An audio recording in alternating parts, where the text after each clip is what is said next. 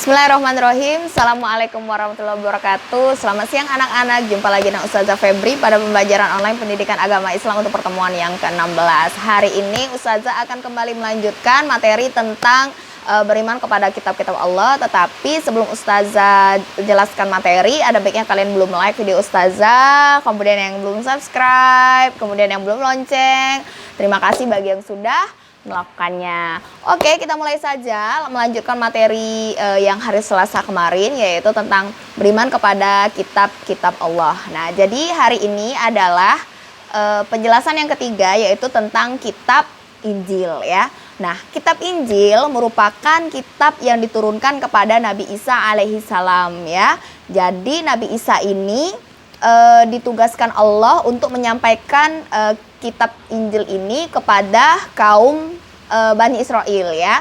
Jadi sebenarnya sebelum Nabi Isa itu sudah ada Nabi Musa yang terlebih dahulu dengan kitab Tauratnya. Maka kitab Injil ini adalah penyempurna dari kitab Taurat. Nah, kita tahu sendiri bahwa Bani Israel ini adalah kaum yang sangat sulit untuk diajak berbuat kebaikan ya, untuk diajak menyembah Allah Subhanahu wa taala. Maka diturunkanlah juga Nabi Isa ini kepada kaum Bani Israel ini ya. Nah, kita tahu sendiri bahwa ketika zaman Nabi Musa saja ya, mereka menyelewengkan peribadatan, misalnya yang tadinya hari Sabat untuk hari beribadah, mereka selewengkan menjadi untuk berpesta pora dan lain sebagainya ya.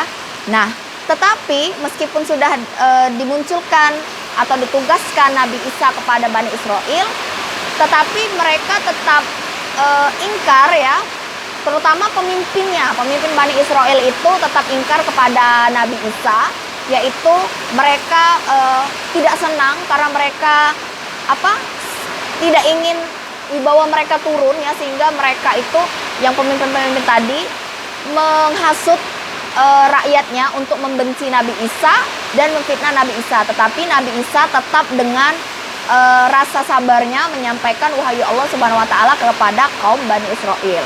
Oke, kemudian kitab suci yang keempat yaitu kitab suci Al-Qur'an ya. Mengapa disebut kitab suci? Karena Al-Qur'an itu akan selalu suci dan terjaga sampai akhir zaman ya.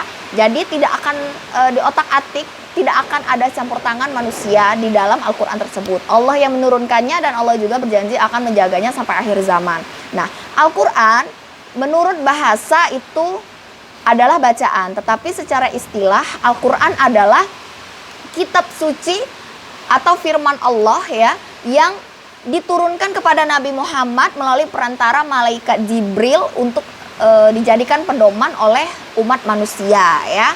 Nah, Al-Qur'an itu kemudian diturunkan kepada Nabi Muhammad sebagai wahyu yang pertama pada saat itu pada malam 17 Ramadan ya, pada malam 17 Ramadan pada usia Nabi Muhammad yang ke-40 tahun. Pada saat itu disebut juga dengan peristiwa nuzulul Quran ya, atau turunnya Al-Qur'an.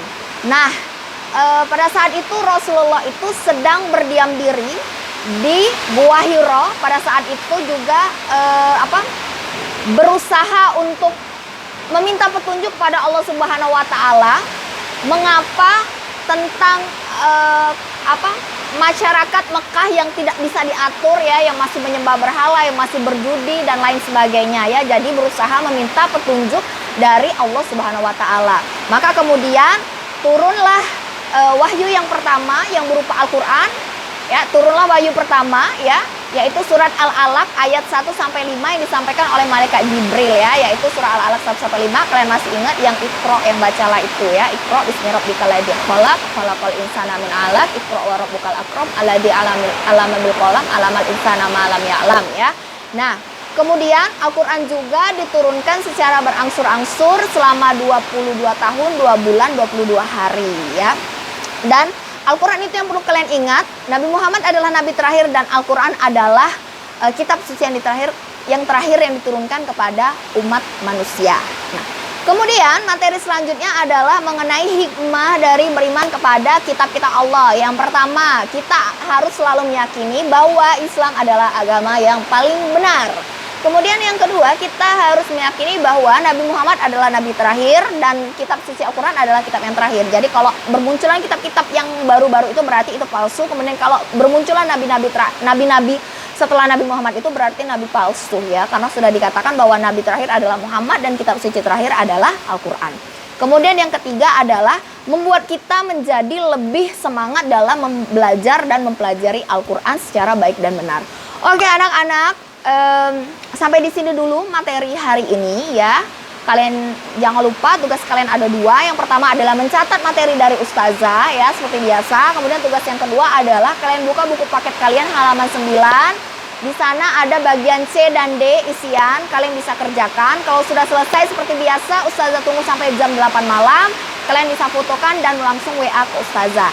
Oke, mohon maaf suasananya seperti ini ya, hujan deras di sini dan Ustazah mohon maaf karena sudah harusnya materi kalian hari Kamis tetapi karena terkendala waktu jadi Ustazah baru kirimkan hari ini ya. Mohon dimaklumi. Ustazah doakan semoga kalian sehat selalu dan tetap jaga protokol kesehatan dan jangan lupa tetap semangat belajar di rumah meskipun sedang corona. Kita doakan semoga corona segera berlalu dan kita bisa bertatap muka seperti sedia kala. Ustazah akhiri dengan Assalamualaikum warahmatullahi wabarakatuh.